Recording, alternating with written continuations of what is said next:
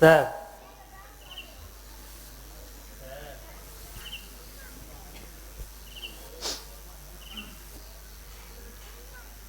Sir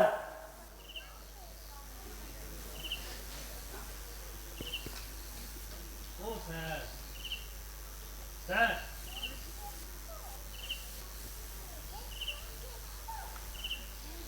sir sorry sorry sorry sorry বলছি sir 12টা বেজে গেল। হ্যাঁ হ্যাঁ না সে তো আপনিও শুনেছেন। হ্যাঁ রোজই তো বাজে, রোজ কিন্তু স্যার আমিও শুনি। স্যার হ্যাঁ আছেন জি, রোজ কিন্তু স্যার আমিও শুনি। তো কিছু না স্যার স্যার হ্যাঁ আছেন, হ্যাঁ মাঝে মাঝে হুঁয়া করবেন, বোঝা যায় না আপনি। হ্যাঁ বলছি যে আমার না খুব ইয়ে পাচ্ছে, না না পেচ্ছাপ না, মানে আমার খুব গান পাচ্ছে, গান। হ্যাঁ হ্যাঁ সে তো গাইতেই পারি। হ্যাঁ হ্যাঁ গুনগুন করেই গাই। অন্য কয়েদিতে বিরক্ত করিবেন না, আপনার ব্যবহারই আপনার পরিচয়, এসব ঢোকার আগে জেনে এসছি স্যার। হ্যাঁ স্যার গাইব স্যার। আচ্ছা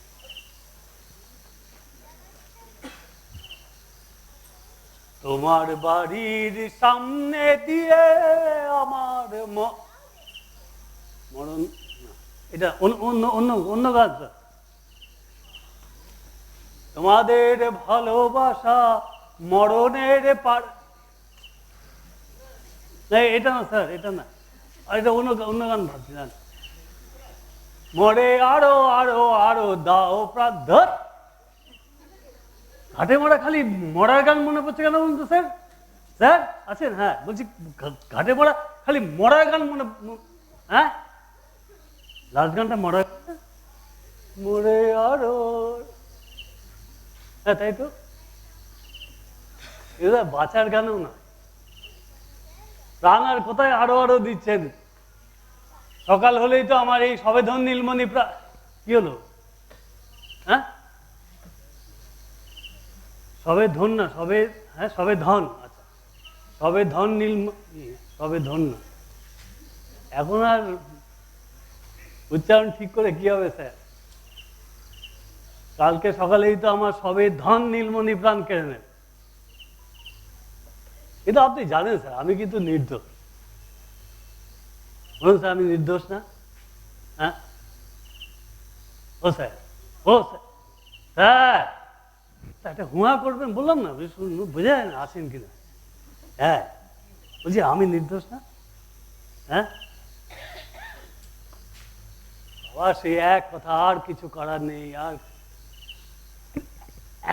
এখনো তো গোটা একটা রাত আছে, এখন তো কিছুটা সময় আছে।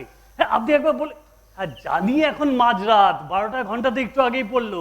না না আমি বলছি যে স্যার, আমি বলছি যে যে এখনো তো এমার্জেন্সি হলে তো মাঝরাতেও কোর্ট বসে। হ্যাঁ বসে না?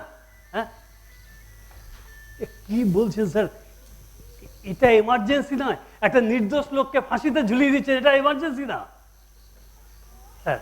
স্যার দেখুন আপনার মতো একজন কর্তব্যনিষ্ঠ, স্যার হ্যাঁ আচ্ছা হ্যাঁ বলছি আপনার মতো একজন কর্তব্যনিষ্ঠ, ন্যায়পরায়ণ, একজন সৎ বিচক্ষণ ব্যক্তির সামনে এত বড় একটা অন্যায় হয়ে যাবে, আপনি কিছু বলবেন না স্যার? হ্যাঁ স্যার ও স্যার চলে যাচ্ছেন কেন স্যার? আচ্ছা আপনার মতো একজন সৎ, হ্যাঁ ন্যায়পরায়ণ,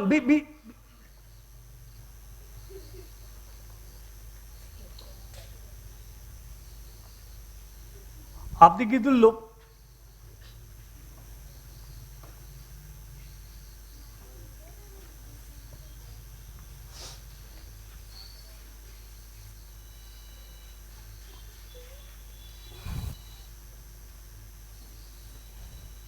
দেখলেন ওরা চলে গেল, মানে জেলা চলে গেল, অথচ একটা কিন্তু গ্রেট মিস্টেক হতে চলেছে স্যার, আপনাকে বলছি কিন্তু গ্রেট মিস্টেক হতে চলেছে। বিশাল বিরাট ভুল হতে চলেছে। কালকে সকালে আপনি কিছু করতে পারেন, আপনাকে হ্যাঁ যে আপনি কিছু করতে পারেন।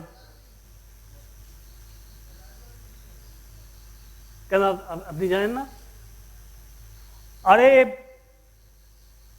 আরে কাল তো আমার ফাঁসি। হ্যাঁ কাল বলবো, ঠিক আছে, হ্যাঁ ঠিকই তো, অনেক রাতও হলো, ঠিক আছে কালই না। কাল তো আমার সময় হবে না। আরে কাল আমার ফাঁসি না, কাল কি করে বলবো, আজকেই বলতে হবে। শুনুন না, আমি তো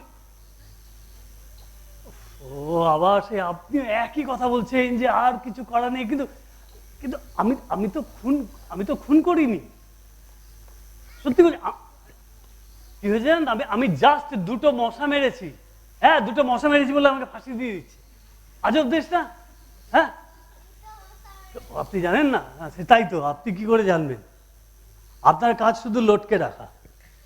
হ্যাঁ হ্যাঁ এই যাবৎকাল যতজনকে লটকে রেখেছে সবাই ইনোসেন্ট ছিল, দোষী ছিল। কজন ইনোসেন্ট ছিল জানেন? জানেন না? হ্যাঁ যতক্ষণ না পর্যন্ত এই আলজি বেরিয়ে যাচ্ছে ততক্ষণ পর্যন্ত আপনি তাকে লটকে রাখবেন। আপনার একটাই মাত্র কাজ, কিন্তু একটা নির্দোষকে ফাঁসি দিয়ে দেওয়া হচ্ছে জাস্ট দুটো মশা মেরেছি বলে। এটা কি অন্যায় নয়? মানে আপনার তো কিছু বলা উচিত। হ্যাঁ আপনি গণতান্ত্রিক, আমিও গণতান্ত্রিক। গণতান্ত্রিক দেশে মশা মারা যাবে না? হয় নাকি? হ্যাঁ বাদ দিন, বাদ দেবো। কাল আমি চিরতরে এই পৃথিবী থেকে বাদ হয়ে যাবো, আমি এখন বাদ দেবো? কি বাদ দেবো? আপনি একটু কোর্টকে বলুন না, না আপনি বাড়ি জেলারকে ডাকুন না। হ্যাঁ এখন তো মাঝরাত, এখন তো একটু সময় আছে, তা আপনি একটু বলুন না যে আমাকে ফাঁসি না দেয়। আরে আই অবজেক্ট ইউর অনার, আমি খুন করিনি, জাস্ট দুটো মশা মেরেছি। সরি, সেই আর কিছুই করার নেই।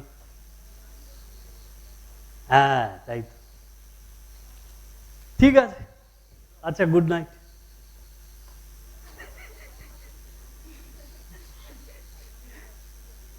কাল যার ফাঁসি তাকে আজকে গুড নাইট। আচ্ছা ঠিক আছে গুড। আপনি কিছু করতে পারতেন কিন্তু, হ্যাঁ করতে পারতেন না, বলতে পারতেন না। হ্যাঁ কি বলছেন, এখানে বসার জন্য চতুর্দিকে কত মশা দেখেছেন? হ্যাঁ আবার মারারও জন্য নেই। না না জানি, না মারলে রক্ত খাবে, খাবে তো কি করবো, মারার উপায় নেই, একবার মেরেই তো দেখছেন তো ফাঁসি। না আমি তার ছলনায় ভুলবো না, কাজ নেই আর আমার মশা মেরে, একবার মেরে ফাঁসি হয়ে যাচ্ছে, আর মারবো না স্যার। হ্যাঁ খাগ্যে বল, আমার কি, আর জানি তো আমার মশাই আমার রক্তই তো খাচ্ছে, কি করবো? আপনি একটু বলবেন স্যার? হ্যাঁ বলছি আপনি একটু বলুন না, আমি যেন ফাঁসি না দেয়। আমি তো সত্যি খুন করিনি। হ্যাঁ অন্য কথা ভাববো? কি কথা? অন্য কথা বলি। হ্যাঁ ডাইভার্ট মন ডাইভার্ট করো। হ্যাঁ হ্যাঁ গান গাইতেও পারি, গলা দিয়ে আসছে না আর, কাল তো এই গলাই। এই সুন্দর পৃথিবী ছেড়ে মন যেতে নাহি চায়, নাহি চায়, তবুও মরণ কেন এখান থেকে ডেকে নিয়ে যায়। সেদিন জানেন তো আমার গাড়িতে এই গানটাই বাজছিল। আমি একটা মিটিং সেরে হাইওয়ে দিয়ে গাড়ি করে ফিরছিলাম,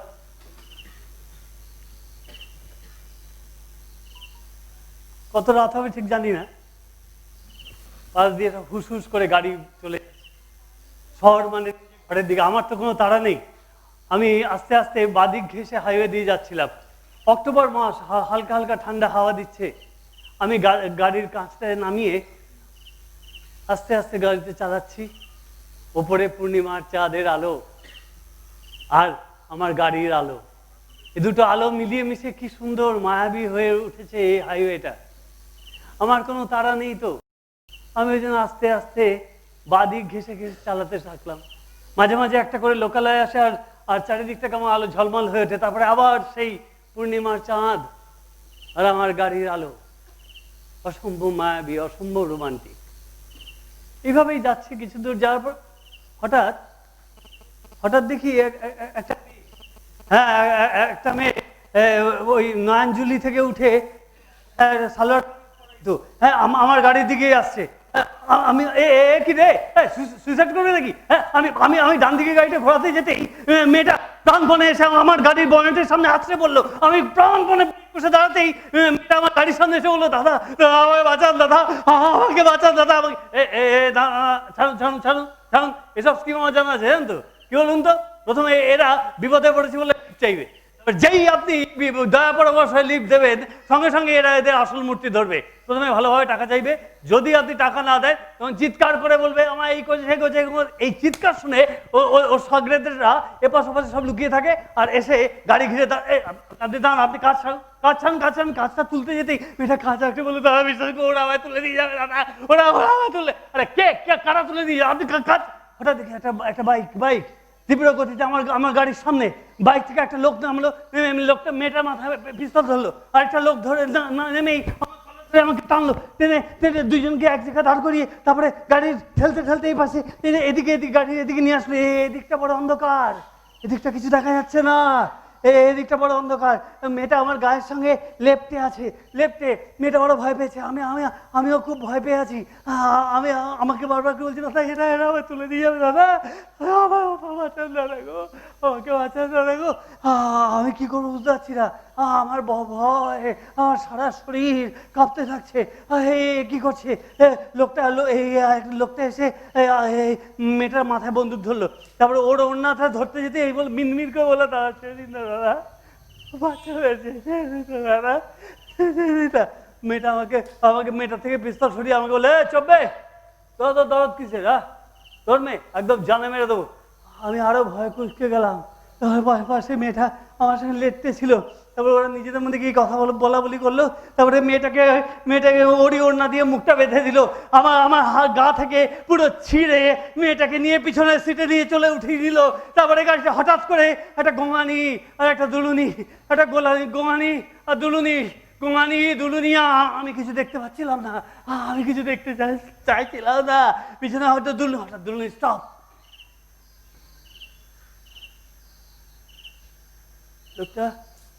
লোকটা বেরিয়ে এলো, বেরিয়ে এসে আরেকজনকে বললো, তুই যা, ইশারা করলো। আর লোকটা এসে আমার এখানে পিস্তলটা ধরলো। আমি আবার দেখলাম আবার গাড়িটা দুলছে, আবার গোঙানি, আবার দুলুনি, আবার গোঙানি, আবার দুলুনি। আমি কিছু করতে পারছিলাম না, আমি কিছু করতে পারছিলাম না।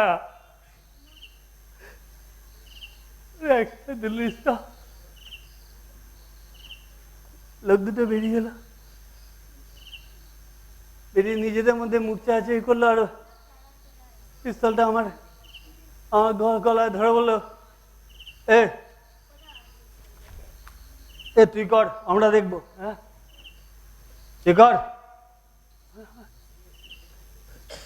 দেখলাম গাড়ির পিছনের সিটে একটা রক্ত মাখা দলা পাকানো চেহারা, শরীর পড়ে আছে।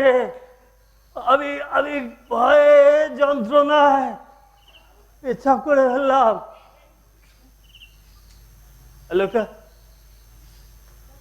একটা লোক বললো, তো সালা মুতে দিল বে। হ্যাঁ, আসলে লোকটা বললো, ছাড় না, ছেড়ে দে।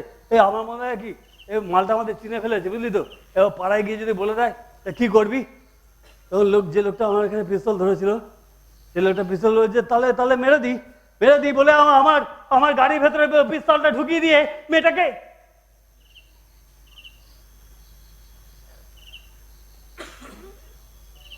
গুলি গুলি করে দিল।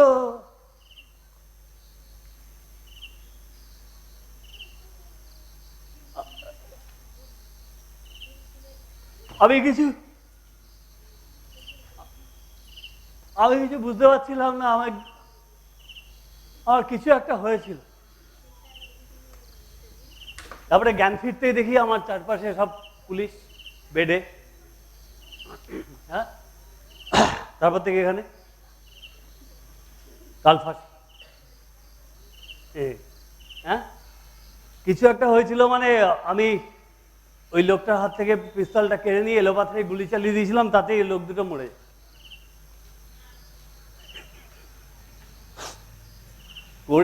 কোর্টে প্রমাণ হয়ে যায় আমি নাকি মেয়েটাকে রেপ করছিলাম। এই লোক দুটো মেয়েটার প্রতিবেশী, ওরা দেখতে পেয়ে বাঁচাতে এসে আমার হাতে খুন হয়ে যায়। আমি নাকি মেয়েটাকে রেপ করে খুন। কোর্টের তো ভুল হয় না।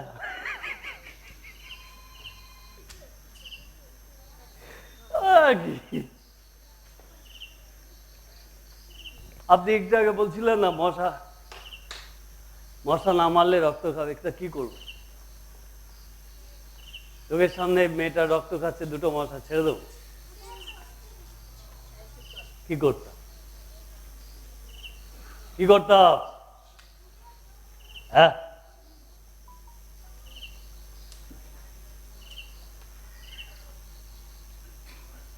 এটাই খুন বলে?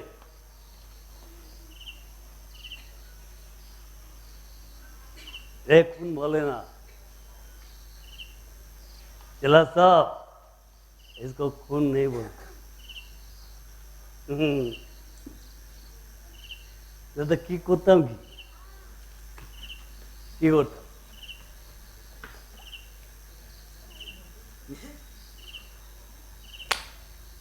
মেয়ে দুটো কেন, মেয়েটাকে কেন মেয়ে মশা দুটো রক্ত খাবে বলে মিছিল করতাম?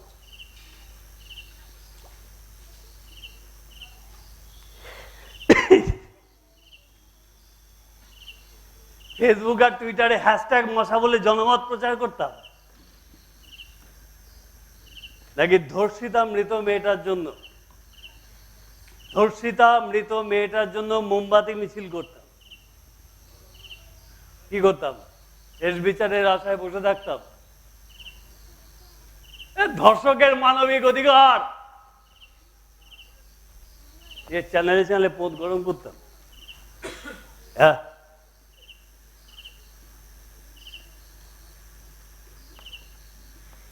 বাদ দিন।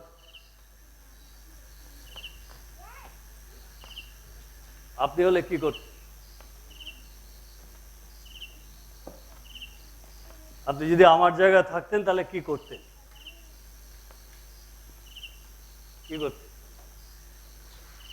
আপনি যদি উকিল হতেন তাহলে কি করতেন? আপনি যদি ডাক্তার হতেন তাহলে কি করতেন? যদি ইঞ্জিনিয়ার হতেন তাহলে কি করতেন?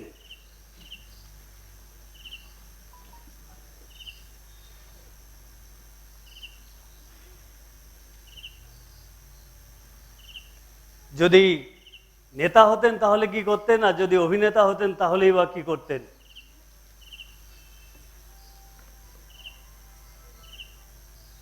যদি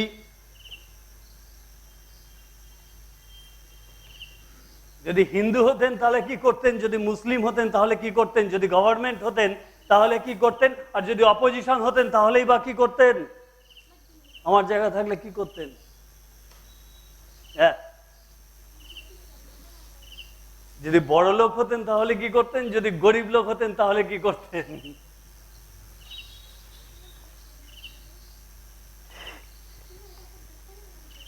যদি গণতান্ত্রিক হতেন তাহলে কি করতেন, যদি মৌলবাদী হতেন তাহলে কি করতেন, যদি যদি চাকুরে হতেন তাহলে কি করতেন, যদি বেকার হতেন তাহলে কি করতেন, যদি প্রেমিক হতেন তাহলে কি করতেন, যদি বিবাহিত হতেন তাহলে কি করতেন, যদি মৌলবাদী না হতেন, যদি গণতান্ত্রিক না হতেন, যদি শুধু মানুষ হতেন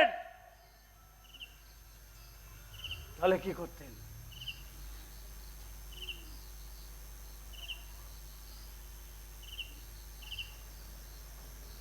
যদি যদি ধর্ষিতা মৃত মেয়েটার বাপ মা হতেন তাহলে কি করতেন? যদি ধর্ষকের ভাই বোন হতেন কি করতেন?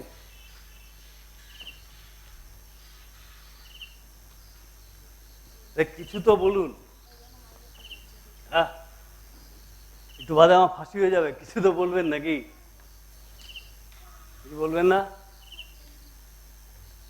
কিছুই বলার নেই?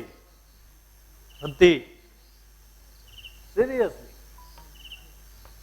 আচ্ছা, তাহলে ফাঁসি দেখুন। হ্যাঁ, ফাঁসি দেখুন।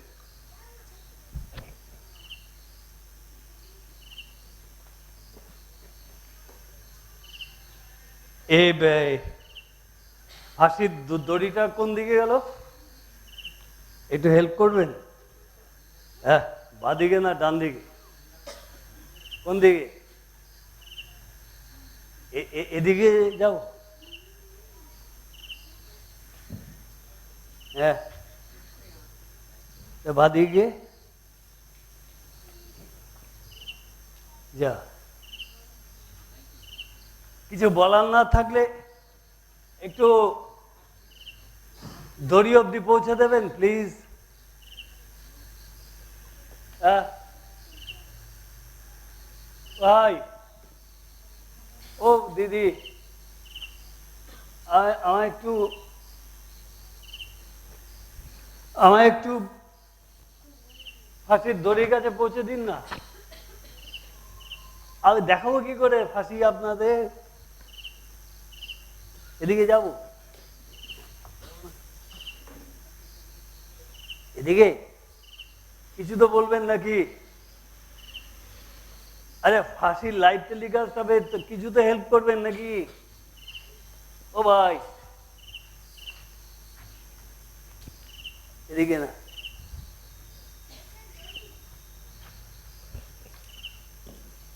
হ্যাঁ, ডান দিকে দা বাদিকে? কিছু বলার নেই?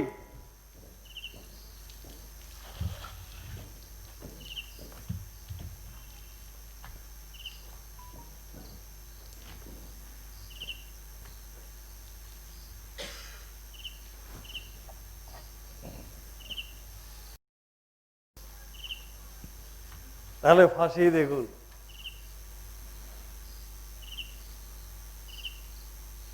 একটা অনুরোধ, বাড়ি যাওয়ার আগে আমার মৃতদেহের সঙ্গে সেলফি তুলে নিয়ে যাবেন প্লিজ। সেলফি তুলে নিয়ে যাবেন।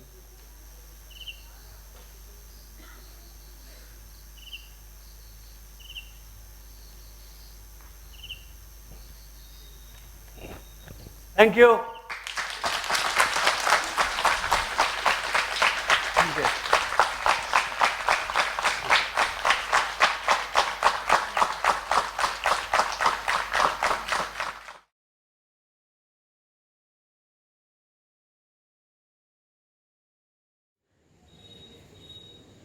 নমস্কার, আমি শোভেন গাঙ্গুলি। আপনারা জানেন যে রঙ্গন তমলুক তারা একটা ভিন্ন ধারার নাট্য উৎসব করে বেশ কয়েক বছর ধরে। সেখানে আমি দুবার সুযোগ পেয়েছি আমার নাটক নিয়ে যাওয়ার। গত বছর ওরা ডিসেম্বরে ওই নাট্য উৎসবটা করে। সেখানে আমি আপনি কি করতেন নাটকটা করি এবং ওরা একটা ওখানে ভিডিও করে।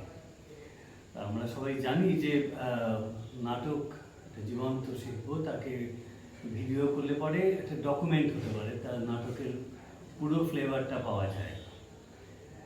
কিন্তু আজকের এই কালো দিনগুলোর মধ্যে যখন আমাদের থাকতে হচ্ছে, যখন আমরা অভিনেতারা দর্শকদের ছুঁয়ে থাকতে পারছি না, ঠিক সেখানে রঙ্গন চেষ্টা করছে ভার্চুয়ালি হলেও ডিজিটালি মানুষের কাছে থিয়েটারটাকে রাখতে। রঙ্গনের সঙ্গে আমার 2-3 বছরের আলাপ বোধহয়। সেখানে আমি ওদের মধ্যে যেটা আমার সবচেয়ে বেশি ছুঁয়ে গেছে সেটা হচ্ছে আন্তরিকতা, নাটকের প্রতি অসম্ভব প্রেম। প্রতিটি ছেলে মেয়ে, প্রত্যেকেই ইয়ং ছেলে মেয়ে, এই ইয়ং ছেলেমেয়েরা সব একই সূত্রে গাঁথা। তারা মনেই করেন যে থিয়েটারটা তাদের কাজ, যে কারণে তারা বিভিন্ন রকম কম্প্রোমাইজ করে। গত বছর আমি শুনেছিলাম যে সেখানে রাজবাড়িটা, তমলুক রাজবাড়িটাতে ওরা করে, তো তমলুক রাজবাড়িটা পাওয়া যাবে কিনা সেটা একটা বেশ প্রশ্নচিহ্ন হিসেবে দেখা দিয়েছিল, কিন্তু ফাইনালি করা গেছে। সে কারণে রঙ্গন তমলুককে আমার ভালোবাসা, আমার শুভেচ্ছা। আগামী দিনে আরও থিয়েটার নিয়ে তারা কাজ করুক। আমি যতগুলো ভারতবর্ষের বাইরে যত জায়গায় আমি এই একক নাট্য, আমার এই ওয়ান ম্যান শো করে বেরিয়েছি, সেখানে বেশ কিছু আমার ভালো লাগার জায়গা ছিল। এই ভালো লাগার জায়গার অন্যতম আরেকটি নাম হচ্ছে রঙ্গন তমলুক, এবং তার ওই যে পরিবেশ, একটা ভেঙে যাওয়া রাজবাড়ি, সেই রাজবাড়িকে ব্যাকড্রপ হিসাবে ব্যবহার করে, বা কখনো কখনো ওটাকে ওরা মানুষের অধিকারের নাটকটাকে ওইটার মধ্যেই কাজটা করে, ওটা নিয়ে কাজটা করে, ওই স্পেসকে ব্যবহার করা এবং সেখানে একটা অন্যরকম থিয়েটারের পরিবেশ তৈরি করা, এটা আমাকে মুগ্ধ করেছে। আমি ওদের সবাইকে খুব ভালোবাসি। ওরা চেষ্টা করছে হাজার রকম প্রতিকূলতার মধ্যে। এখন এই করোনা, কোভিড-19 এসব আমাদের যখন থিয়েটার করতে যাওয়ার কোনো সম্ভাবনাই আর রাখছে না এই মুহূর্তে, তখন ওরা এই চেষ্টাটা করছে। ফলে আপনারা সঙ্গে থাকুন, আপনারা দেখুন। আমার নাটক আছে, সেই নাটকটাও দেখুন, অন্যান্য নাটকগুলোও দেখুন, ওদের কাজ দেখুন, ওদের সঙ্গে থাকুন, এটাই বলার। আমার একটা একক নাটকের জার্নি আছে। আমার কোনো দল নেই, আমি একাই নাটক করি, দর্শকের মনোরঞ্জন করি। তাতে তাতে কেউ কেউ হয়তো তাদের লোকশিক্ষা পান। আমি একজন বার্ড ভিজুয়াল স্টোরি টেলার, এর বাইরে কিছু নেই। আমার যা ভালো লাগে, যেভাবে কথা বলতে, যেভাবে গল্প বলতে ইচ্ছে করে, আমার যে প্রাচীন বাংলার যে কথকরা ছিলেন, তারা হারিয়ে গেছেন এখন অনেকেই, প্রায় অবলুপ্ত। সেই কথকদের মাথায় রেখে, তাদের আঙ্গিককে মাথায় রেখে আমি চেষ্টা করি গল্প বলতে আপনাদের সামনে এসে। এর আগে আমি স্বপ্নমালা করেছি, তারপরে ওদের ওখানেই, তারপরে আমি গিয়ে আপনি কি করতেন নাটকটা করি। এই নাটকটি একটি ধর্ষণ বিরোধী নাটক, অর্থাৎ ধর্ষণ হলে পরে সবাই জানে ধর্ষণ কেন হয়, তাতে একটা প্রশ্ন আছে, নাটকের মধ্যেই আছে, সে নিয়ে আমি বলতে যাচ্ছি। সেটা আপনার নাটক দেখে বিচার করুন। আমার জায়গায় আপনি হলে কি করতেন, এই তো গল্প, এর চেয়ে বেশি কিছু নয়। আমার ওই জার্নিটার মধ্যে আমার খালি সবসময় মনে হয়েছে যে থিয়েটার আমাকে একটা কথা বলতে প্ররোচিত করছে, আমাকে বলছে। আমার এটাই মাধ্যম, আমি আমার কথাগুলো, আমার ভাবনার কথাগুলো আপনাদের সঙ্গে এই অভিনয়ের মাধ্যম দিয়ে করি। এটা একটা মিনিমালিস্টিক অ্যাপ্রোচ, এটা কিছু লাগে না, আপনারা দেখলেও বুঝবেন যে মিউজিক লাগে না, এনি স্পেস, যে কোনো স্পেসে আমি এই থিয়েটারটা করি। কিন্তু এটা আমি পারিশ্রমিকের বিনিময়ে করি, পারিশ্রমিক নিয়েই করি। আমি একজন প্রফেশনাল এবং কমার্শিয়াল অ্যাক্টর। নাট্যকর্মী কিনা সে তো আমি জানি না, নাট্যবোদ্ধা তো নয়, হতেও চাই। কিন্তু আমার যেটা মনে হয় সেটা হচ্ছে যে একটা গল্প বলি আপনাদের আমার মতো করে। আমার হল নেই, মানে হল জোগাড় করার ক্ষমতা নেই, আমার প্রপস, ড্রেস, লাইট, হ্যান ত্যান এমন অনেক কিছুর জোগাড় করার দিয়ে যে নাটকটা হয় সেটা করার আমার আর ইচ্ছেও নেই।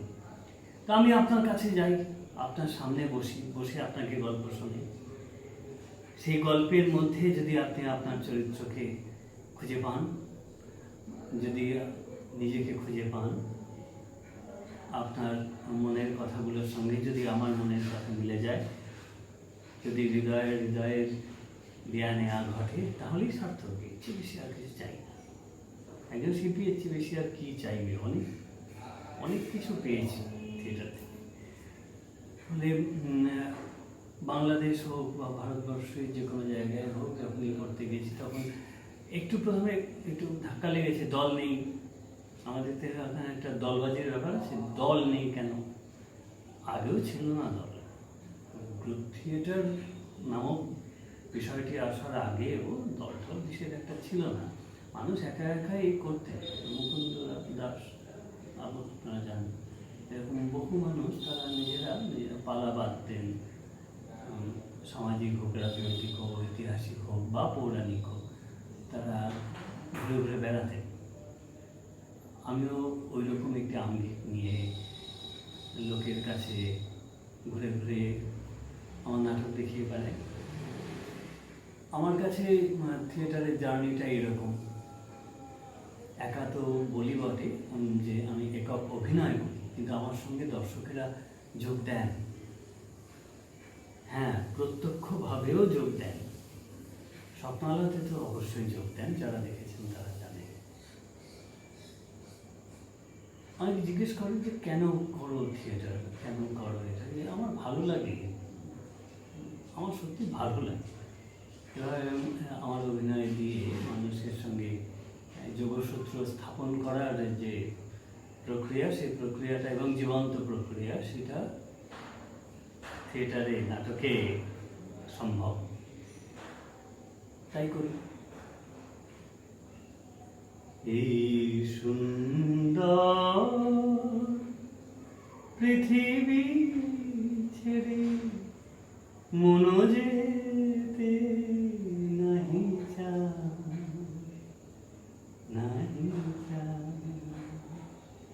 তবু মরণ কেন? গান শোনাতে বসিনি অবশ্যই। এই গানটি আমার এই নাটকের মধ্যে আছে, আপনি কি করতেন, সেটি আমি একটা ভূমিকা করলাম। আমি চাই আপনারা নাটকটা দেখুন এবং রঙ্গন তমলুকের সঙ্গে থাকুন। তাদের ভিডিওটা, তাদের যে চ্যানেলটা আছে ইউটিউবে, সেটা সাবস্ক্রাইব করুন, লোককে বলুন। কারণ এই লকডাউনের এইটা থাকবে না, কিন্তু এমন অবস্থা থাকবে না। মানে এরকম নয় যে সারা জীবন আমি আপনি এরকম দূরে থাকবো, ভার্চুয়ালি কথা বলবো না। মানুষকে ছুঁয়ে থাকবেই। এটা একটা সাময়িক বিরতি মাত্র, তাই না? এটা হচ্ছে ওই 10 মিনিটের বিরতির মতো একটি বিরতি। আবার আমরা মিলব, আমি আপনি আবার মুখোমুখি হব। এই প্রত্যাশা নয়, এ বিশ্বাস। এটা আশা নয়, এই আমার দৃঢ় বিশ্বাস। দেখা হবে খুব শীঘ্রই। নমস্কার।